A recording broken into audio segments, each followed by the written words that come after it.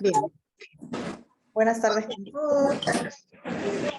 ¿Pueden ayudar, por favor, silenciando los micrófonos? Creo que hay un micrófono que está abierto para poder escuchar muy bien la capacitación. Bueno, muchas gracias por estar aquí. Mi nombre es Cintia Uzcategui. El día de hoy han sido convocados a este taller como parte de una actividad formativa de la materia Practicum 2 de la carrera de Derecho de la Universidad Particular de Loja. El día de hoy nosotros vamos a recibir este taller o capacitación para conocer un poco más acerca de los derechos digitales que tienen los jóvenes en las tecnologías de la información. ¿Quiénes son los jóvenes? Los jóvenes son justamente las personas que tienen o se encuentran entre la edad de los 18 y los 29 años. Por eso es que justo el día de hoy ustedes han sido llamados pues a esta capacitación. Vamos a el día de hoy entonces voy a exponer un poco acerca de la normativa que está vigente en el país respecto a la protección de los derechos digitales de los jóvenes, específicamente relacionado un poco a las estafas, fraudes y extorsiones informáticas. ¿Y qué es lo que dice la normativa vigente en el Ecuador respecto a estos tipos de delitos? Y cómo la Constitución y las otras normas o las leyes vigentes aquí en el país los protegen a los jóvenes y a la ciudadanía en general contra estos tipos de delitos. Entonces, siéntanse libres en algún momento de hacerme alguna pregunta. Voy a dejar también espacio al final si hubiera alguna consulta respecto de los temas que se tratan el día de hoy, o si no, también los podrían escribir en el chat para ir pudiéndolos revisar tal vez durante la presentación o al final. Les agradezco igual por el tiempo nuevamente. El día de hoy entonces vamos a revisar estos 5 cuerpos normativos o estas 5 leyes. En primer lugar, vamos a revisar brevemente lo que dice la Constitución de la República del Ecuador respecto a esta problemática. El Código Orgánico Integral Penal, que es justamente el cuerpo normativo que recaba cuáles son todas las conductas que en el país se han tipificado como un delito. También el cuerpo normativo del Código de la Niñez y Adolescencia, la Ley Orgánica de Protección de Datos Personales y la Ley para Prevenir y Erradicar la Violencia contra las Mujeres. Entonces, de manera introductoria, simplemente pues saber que el Ecuador, a través de la Constitución de la República del Ecuador, reconoce a los jóvenes, como los habíamos dicho en un inicio, que son las personas que están entre los 18 y 29 años, reconoce a los jóvenes como un grupo de atención prioritaria y estratégica para el desarrollo del país y por lo tanto garantiza sus derechos en todos los ámbitos, esto es salud, vivienda, libertad de expresión, asociación y deporte, etc. Una forma de expresar la opinión de los jóvenes, sabemos ahora que es a través del uso de las tecnologías.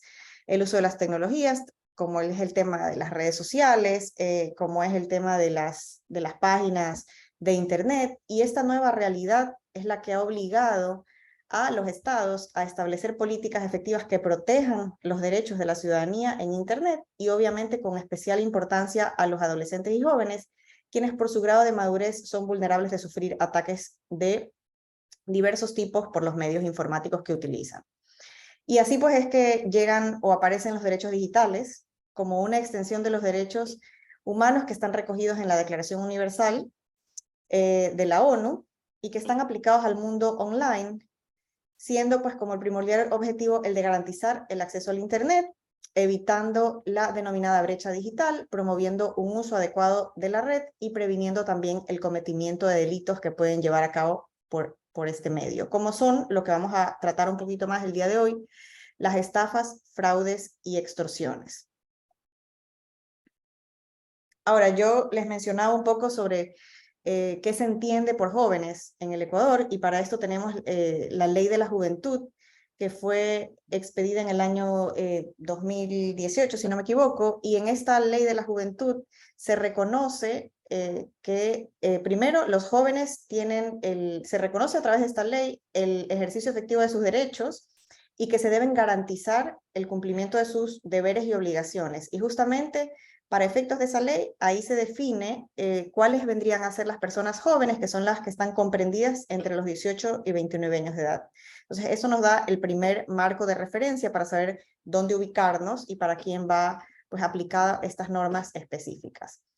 Ahora, vamos a empezar por el primer cuerpo normativo, que es la Carta Magna, es decir, la Constitución de la República. Nosotros, si no conocemos no conocemos mucho sobre derecho, la Constitución de la República en jerarquía es la primera norma que tiene pues jerarquía sobre las otras normas, si lo decimos así, y en el artículo 16 de la Constitución de la República indica textualmente que todas las personas, en forma individual o colectiva, tienen el derecho al acceso universal a las tecnologías de la información y la comunicación. Es decir, a través de la Constitución se reconoce el derecho del acceso a las tecnologías de información. Ahí hablamos de el Internet y por lo tanto a todas las herramientas que esta tecnología nos trae. Es por esto que desde en el artículo 39 indica que el Estado va a garantizar los derechos de los jóvenes y promoverá su efectivo ejercicio a través de políticas y programas, instituciones y recursos que aseguren y mantengan de modo permanente su participación e inclusión en todos los ámbitos, en particular en los espacios del poder público. Como les mencionaba yo, en la Constitución de la República del Ecuador se establece en el capítulo 3 que los jóvenes es un grupo de atención prioritaria. Por lo tanto, hay normas específicas donde se reconocen estos derechos y estos programas que deben entonces ejecutarse para cumplir los derechos que los jóvenes tienen. En este caso hablamos del acceso a la información y a las tecnologías de la información. Aquí justamente en la misma Constitución reconoce lo que mencionábamos al comienzo, que los jóvenes son reconocidos como actores estratégicos para el desarrollo del país y por lo tanto se le va a garantizar la educación, la libertad de expresión, la asociación y va a fomentar que se incorporen en un trabajo con condiciones justas y dignas, con énfasis en la capacitación y la garantía de acceso al primer empleo y promoción de sus habilidades de emprendimiento. Este está recogido en la Constitución de la República del Ecuador. También en el artículo 66, el tema importante que nos trae aquí el día de hoy es sobre los derechos digitales de los jóvenes. El artículo 19, el numeral 19, garantiza el derecho a la protección de datos de carácter personal, que incluye el acceso y la decisión sobre información y datos de este carácter, así como su correspondiente protección. La recolección, archivo, procesamiento, distribución o difusión de estos datos o información requerirán la autorización del titular o el mandato de la ley. Es decir, aquí este es un artículo, como podemos estar viendo, es un artículo general, no habla específicamente de los jóvenes, sin embargo, es para todas las personas.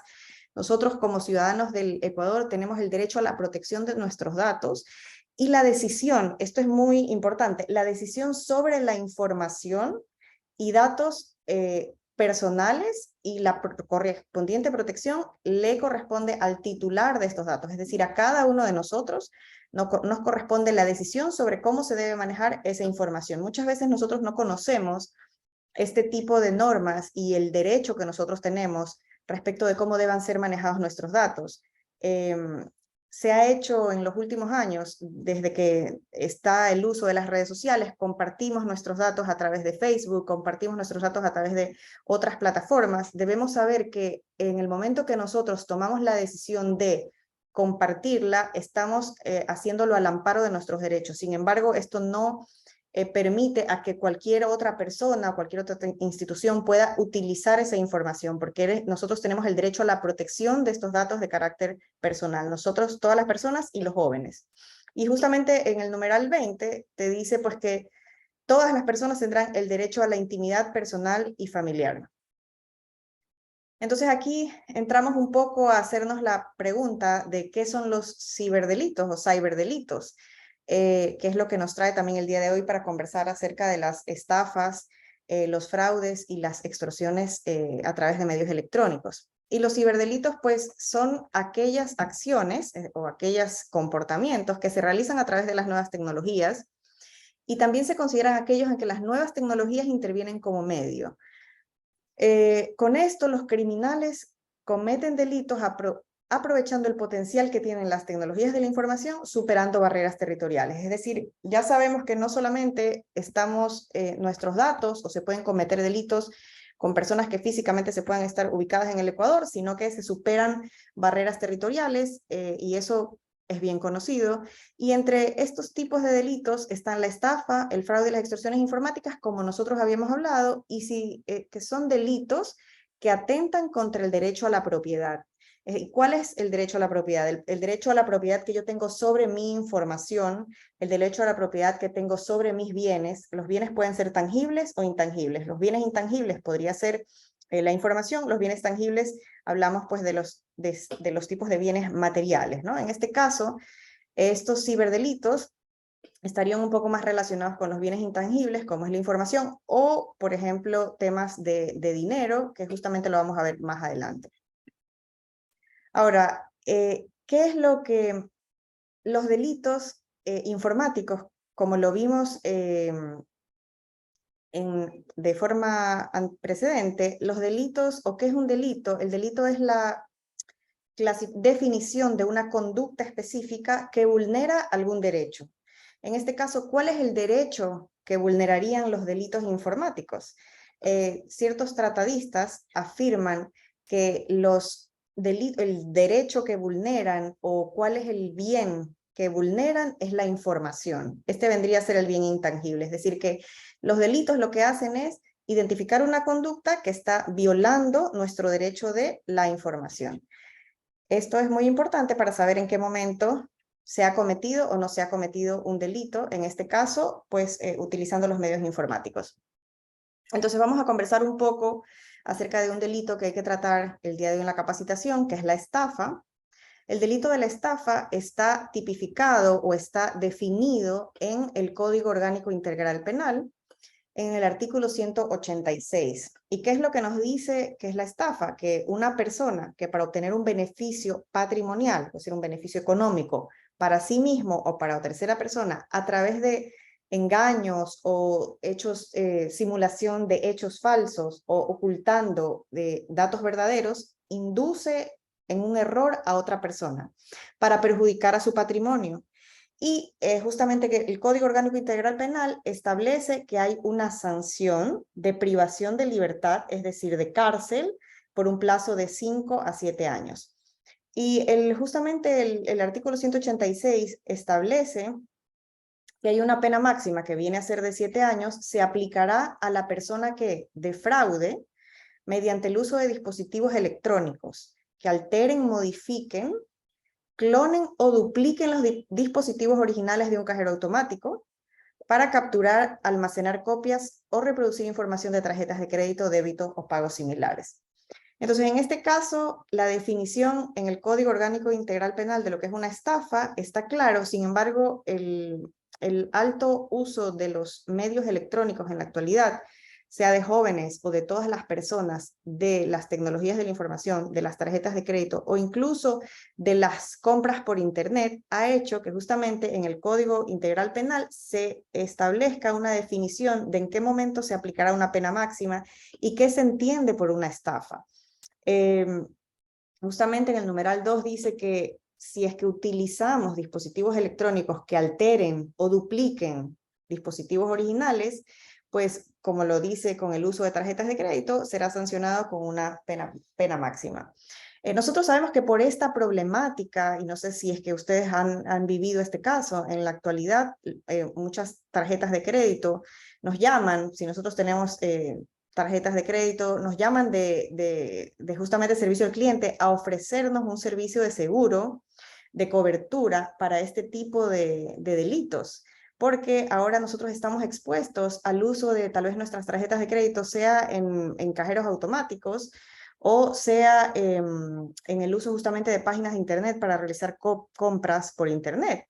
Están han identificado que se clonan las tarjetas y que luego aparecen en nuestro estado de cuenta, pues compras que nosotros no hemos hecho. Entonces, si bien es cierto, en el Código Penal esta conducta está definida y está sancionada, pues igual las tarjetas de crédito, en este caso los proveedores de servicios, han instaurado medidas para poder evitar que se cometan estos delitos.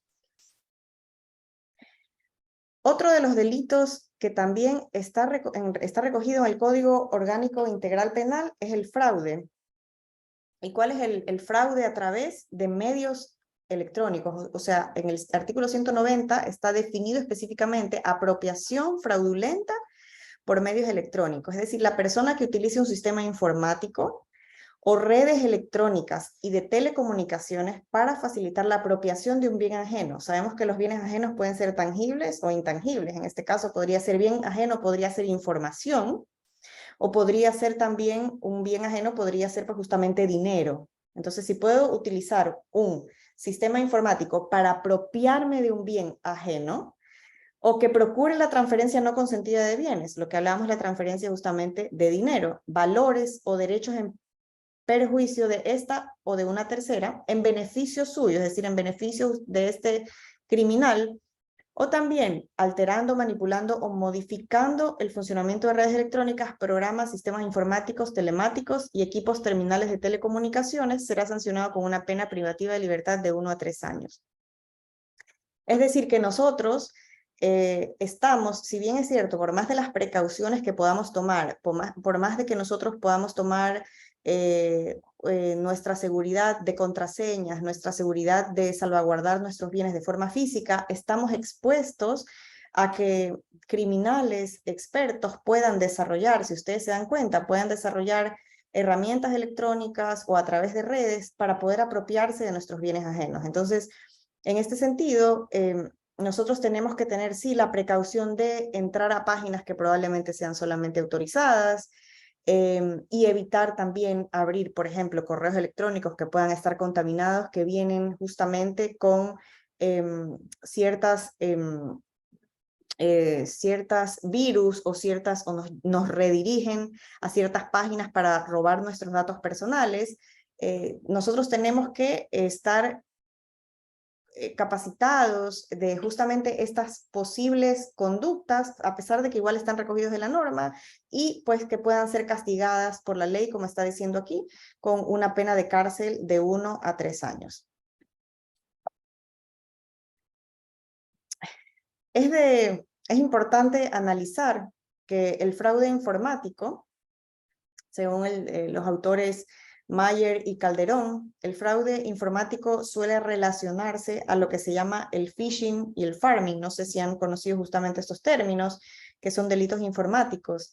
Y como conversábamos, el phishing es la obtención fraudulenta, cuando yo obtengo de forma fraudulenta datos de identidad de una persona, información de bancos, de sus cuentas bancarias o tarjetas de crédito, con el fin de ejecutar transacciones a favor de un tercero. Entonces, estas son conductas que ya se han identificado y que justo están en análisis, y por lo tanto, por eso se han recogido en nuestra normativa esta definición de estas conductas que deben ser castigadas por la ley. Y el otro tipo de delito de fraude informático es también el conocido farming, que es un cibercrimen muy semejante al phishing, en que aquí lo que se hace es lo que conversamos, es que el tráfico de un sitio web es manipulado para redirigir a los usuarios de páginas web a otras páginas fraudulentas que ahí permiten el robo de información confidencial. Entonces, estos son los tipos de fraudes informáticos que han sido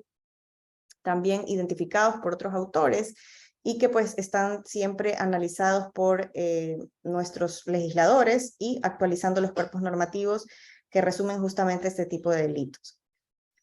Ahora, otro delito que también está recogido en el Código Orgánico Integral Penal y que está relacionado al uso de las tecnologías de la información es la extorsión.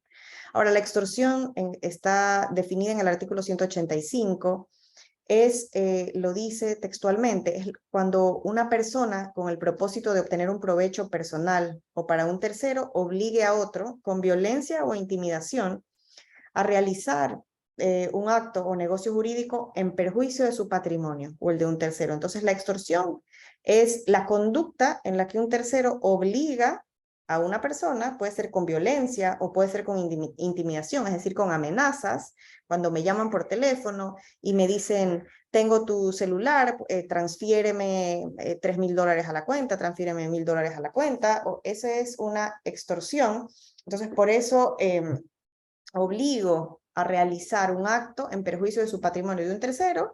La norma establece que será sancionado con una pena de cárcel de 3 a 5 años y será de 5 a 7 años la sanción o la cárcel si es que la víctima es una persona menor a 18 años o mayor a 65 años, mujeres embarazadas o personas con discapacidad. En este caso, la ley define una pena máxima si la víctima está ubicada entre los grupos de atención prioritaria. Sin embargo, en este caso establece que sean para menos de 18 años, más no específicamente para los jóvenes. Sin embargo, todas las personas o todos los ciudadanos están amparados pues, bajo todos los derechos que hemos conversado y obviamente, en el caso de que nosotros seamos sujetos a algún tipo de extorsión como esta, pues esta es una conducta que está sancionada por la ley y por lo tanto debe ser informada, de manera que el debido proceso pues sancione en el caso de encontrarse culpables si somos víctimas de alguna de estas, de alguna de esta conducta. Ahora, habíamos conversado en un inicio que íbamos a analizar otros cuerpos normativos que hablen sobre los derechos de los jóvenes al acceso de las tecnologías de la información. Y justamente el Código de la Niñez y Adolescencia, que es otro cuerpo normativo que está vigente en el país, nos habla acerca de que los derechos de los niños, niñas y adolescentes, justamente lo mencionaba ya también la Constitución, en el artículo 15 nos dice que los niños, niñas y adolescentes son sujetos de derechos y garantías, como tales gozan de todos aquellos que las leyes contemplen en favor de las personas, a más de los específicos de su edad. Y aquí el Código de la Niñez y la Adolescencia tiene un artículo específico que justamente habla sobre el derecho a la información. Nuevamente, dice que los niños, niñas y adolescentes tienen derecho a buscar y escoger información, a utilizar los diferentes medios y fuentes de comunicación con las limitaciones establecidas en la ley. Nuevamente aquí, el Código de la Niñez y Adolescencia lo garantiza como un derecho de los adolescentes la posibilidad de utilizar diferentes medios. Aquí nos encontramos otra vez con los medios tecnológicos, por lo tanto es un derecho de los jóvenes poder acceder a la información a través de los medios que puedan estar disponibles con las limitaciones, como dice, establecidos en la ley. El Código de la Niñez y Adolescencia, así como reconoce derechos o garantías, también reconoce sanciones en el caso de que estos derechos sean violados y pues establece que si es que se violan justamente los derechos de los niños, niñas y adolescentes, serán sancionados en la forma que se prescribe en ese código, sin perjuicio de la responsabilidad o reparación que pueda haber como consecuencia de esta responsabilidad civil. Y también el artículo 50 reconoce el derecho a la integridad personal, es decir, a la seguridad o integridad física, psicológica, cultural, afectiva y sexual, y no podrán ser sometidos a torturas, tratos crueles y degradantes. Estos son normas que están relacionadas justamente a los delitos que estamos nosotros conversando o evaluando el día de hoy, y es importante conocer cuáles son los cuerpos normativos que contienen o pues que reconocen los derechos y las garantías que tienen los jóvenes respecto del uso de las tecnologías y los delitos que puedan estar involucrados en este uso de tecnologías. Ahora vamos a ver brevemente lo que nos dice la Ley Orgánica de Protección de Datos Personales.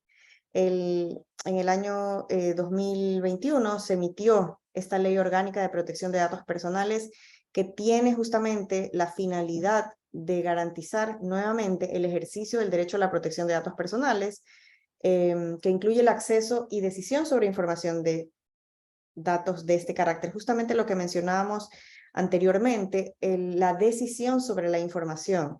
Nuevamente nosotros podemos decidir cómo son utilizados nuestros datos personales, a quiénes son compartidos, en el momento que nosotros proporcionamos nuestros datos personales a un banco, a una tarjeta de crédito, a una página web, en ese momento este ente que recaba nuestra información tiene derecho a utilizar los datos, pero no tiene derecho a compartir los datos. Entonces, en esta Ley Orgánica de Protección de Datos Personales está definido que todas las personas tienen el derecho a la protección de estos datos y se regula y se prevé el desarrollo de principios, obligaciones también y mecanismos de cómo se pueda verificar que estos derechos se cumplan.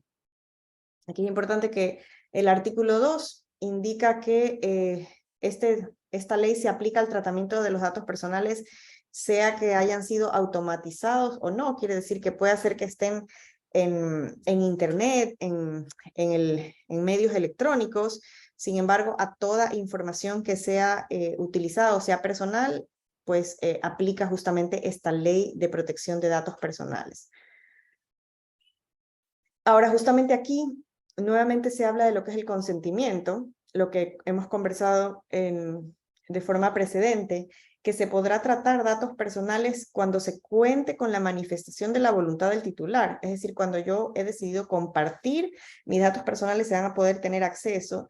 Y esto es importante que nosotros y ustedes como jóvenes estén en conocimiento de estas normas. En el momento de que yo doy el consentimiento, pueden tener acceso a mis datos personales. En el momento de que si es que mi información es compartida sin mi consentimiento, se estaría violando parte de mis derechos y por lo tanto nosotros estamos aquí amparados bajo esta norma y podría pues... Nosotros tenemos el derecho de reclamar justamente que se cumplan nuestros derechos y que el Estado los garantice. Ahora, el tratamiento de estos datos sensibles, estos datos personales sensibles, aquí justamente establece el artículo 26, que queda prohibido que estos datos personales sean tratados siempre y cuando, salvo excepción, que el titular nuevamente haya dado el consentimiento explícito para que estos datos sean utilizados para fines específicos. Nuevamente, la Ley de Protección de Datos Personales es muy claro en el consentimiento del compartimiento de nuestros datos.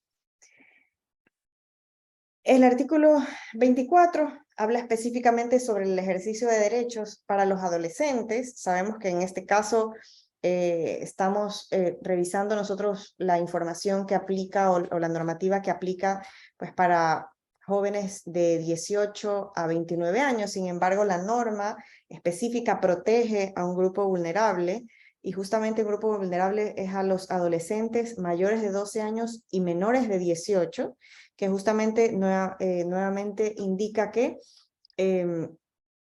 las niñas o niños para el ejercicio de sus derechos van a necesitar de su representante legal y que ellos podrán, pues, podrán en forma directa autorizar el uso de sus datos, pero con su representante legal. Estos derechos de estas personas o de estos niños o adolescentes son irrenunciables.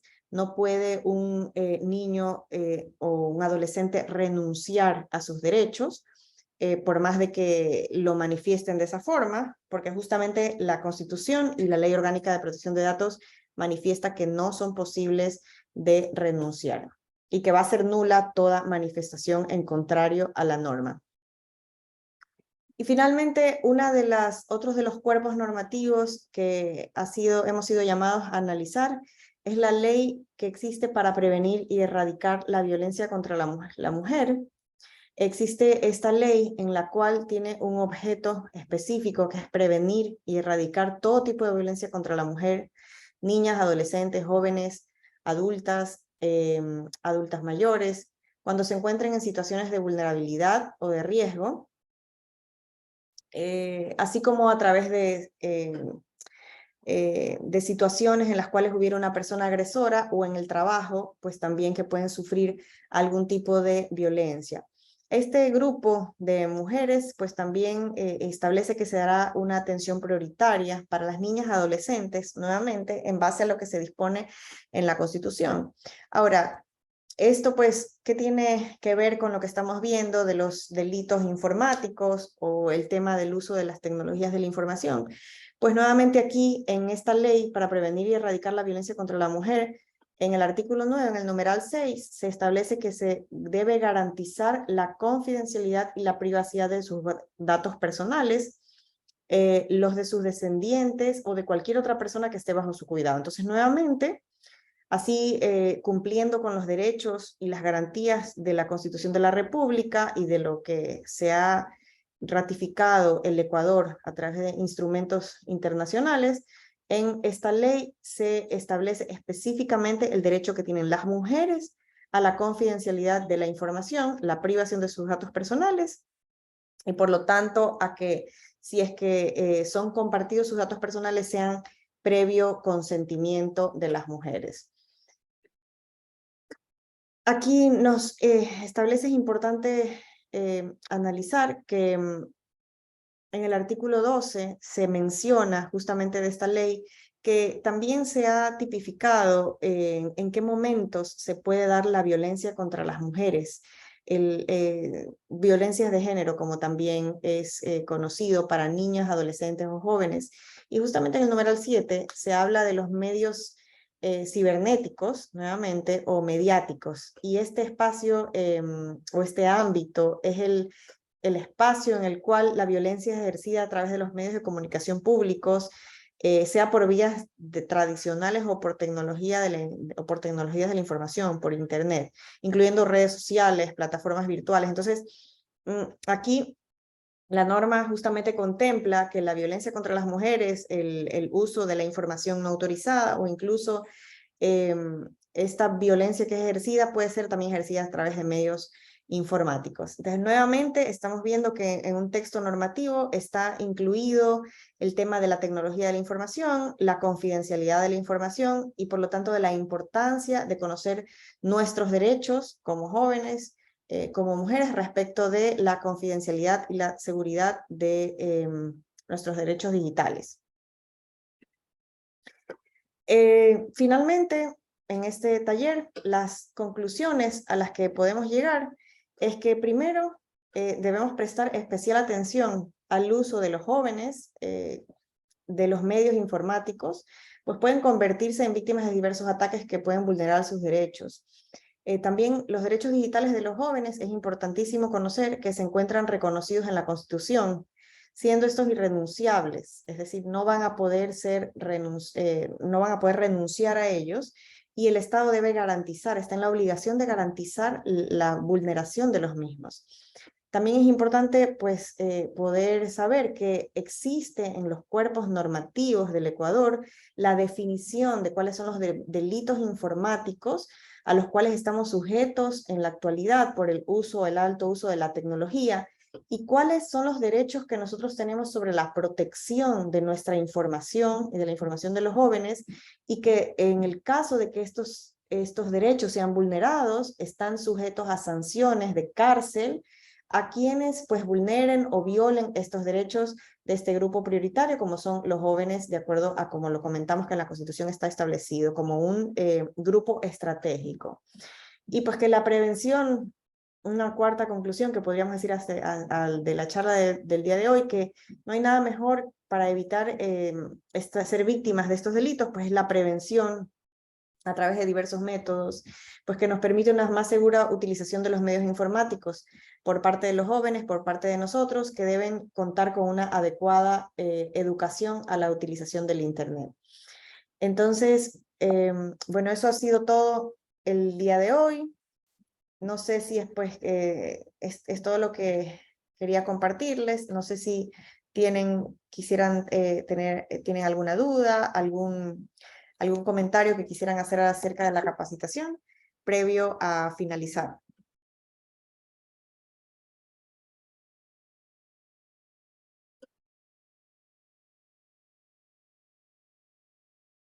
No. Está bien. Bueno, les agradezco mucho el día de hoy, les agradezco mucho por su tiempo. En todo caso, igual voy a compartir la presentación, y si es que tendrían más dudas, estoy con gusto, recibo sus consultas, y también les voy a enviar una encuesta acerca de la satisfacción de la capacitación para que me ayuden con la misma. Muchas gracias por su tiempo el día de hoy y que tengan una buena tarde. Gracias. Gracias.